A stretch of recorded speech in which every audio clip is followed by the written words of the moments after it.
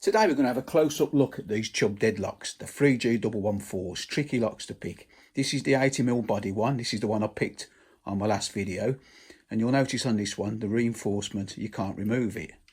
But the most common ones are these 65mm body ones. I've picked a couple of these, and there's a couple I can't pick. So anybody who's got one and you can't open them, don't worry, I've got some I can't open neither. These plates can't be removed, but some of them have got plates which you can remove and put to the back and the front. That's what them little holes are for, because if you look at the back of that one, you can take those out and that plate can go on the front. Now these are brilliant, and the reason why is you can take that plate off. I'm going to show you what I did. I haven't got a key for this one, but I took the plate off the back and then you can put it on the front. But the reason why I've done that is because underneath that plate, I've made a little cutaway. So these are brilliant to practice on, because you can cut a section of the lock out to see the levers when you're practicing. But then once you've cracked it, you can put that plate back on. It's still an actual working lock. So I'm just going to show you what I've done. Just take these two little screws out. And this is dead simple to do, and I mean simple. All you need is an axle. You don't need a milling machine or nothing like that. Look, basically, take that cover off. Just get an axle, cut two cuts across, and then the bit what's in the middle, if you get a pair of mole grips or pliers on it and just bend it back and forth like you do, it'll snap off. Clean it up with the file. Brilliant practice lock. So what I'm going to do now is I'm going to take this other screw out, and then I'm going to put this in the vise, and we're going to have a go at picking this 3G114 with the cover exposed, well, the levers exposed, I should say. And I can show you how tricky these are to pick. And hopefully, if you've got one of these, it might help you. And if you've certainly got one with a cover, even if it's on the back, they go back to front, take the cover off, cut that out, and have a little practice. Great locks. Hard to pick, but that's the perfect way to learn how to pick them. So we'll just take this other screw out, and then I'll stick it in the vise. We'll have a go at picking it with that cover off. So like I say, these covers can go on the back and the front. Just show you that one minute.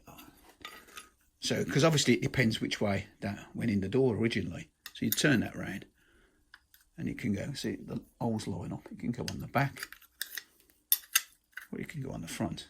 So like I say, perfect. Take that off, cut a section out the bottom cover, put that back on, and then you can pick it once you've fathomed it out. So yeah, we're going to have a go. I'm just going to set this clamp up and put that in the vise, and then this will be higher up, and then I can get zoomed in on them levers. So I'll just set that up now, and we'll have a look at picking it with the levers exposed. So I've got it set up in the vise, and what we're going to do is we're going to zoom in a minute so you can see it better. We're just going to use the bent nail tension tool, put that straight in, get it to tension, and the homemade lollipop pick wire. I managed to say it then without stuttering. So, right, that's in. So what we're going to do is we're going to just hold that in place, and then I'm going to zoom in. Now, there's going to be times when my fingers are probably going to be in the way. I'll try to keep my hand out as much as possible. So we're going to go to the back first. And you can see that back lever. I'll just chop it off again and show you again. You see that back lever? Just see him going up in the air. That's it.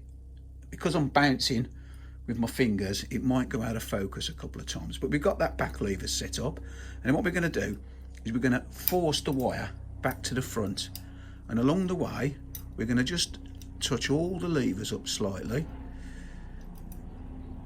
Some will stay up, some will drop back down, but we're trying to make a clear path. It's just an aeroplane going overhead. It's just somebody dropping me some locks off. They'll parachute into the garden in a minute. So I'm forcing my way back to the front now. And there you go. Did you hear that? I managed to sort of actually physically just force it to the front. Keeps going out of focus, which is a shame. It's because I'm so close. So now I'm at the front. I can work my way back underneath. I'm going back to the back again. But this time, I can see what's happening.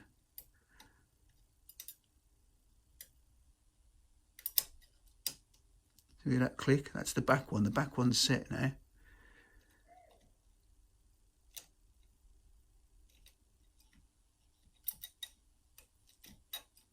Again, you've got to sort of force your wire underneath them.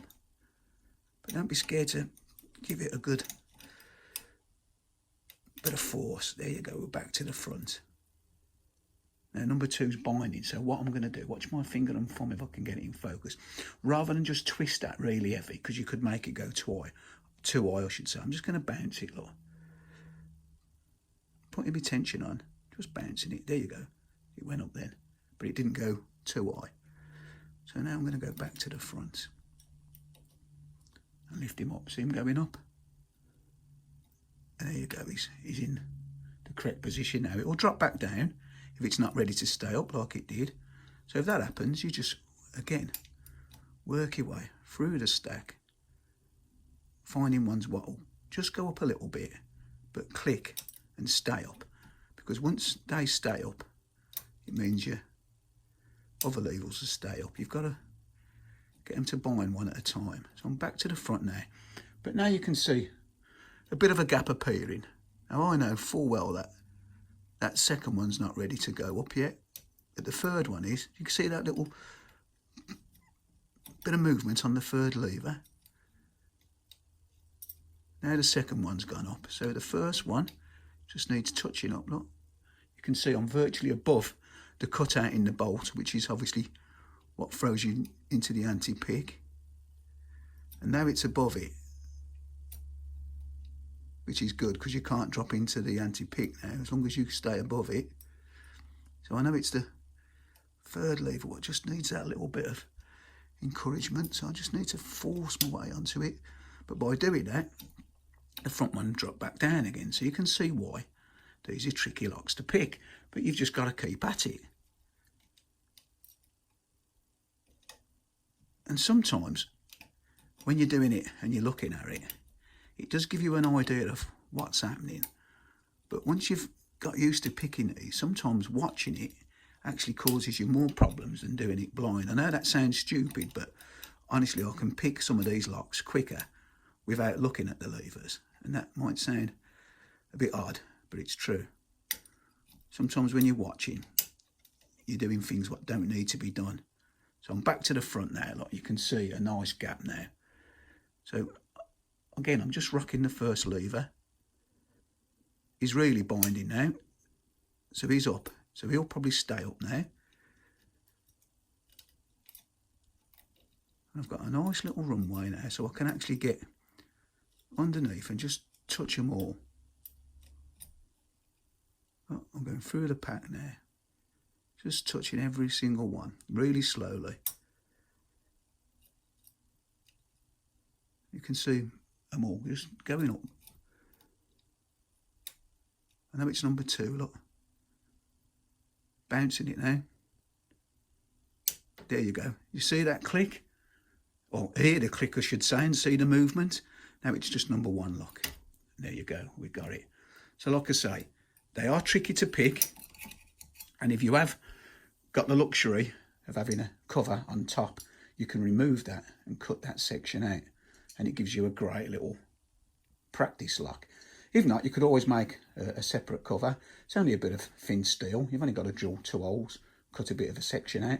So yeah, if you've got a 3G 114 and you're struggling to open it, I would suggest getting some sort of cover with a bit of a cutout section on it and having a go that way. So that's it for now. As always, thanks for watching, and I'll see you again next time. Try a bit.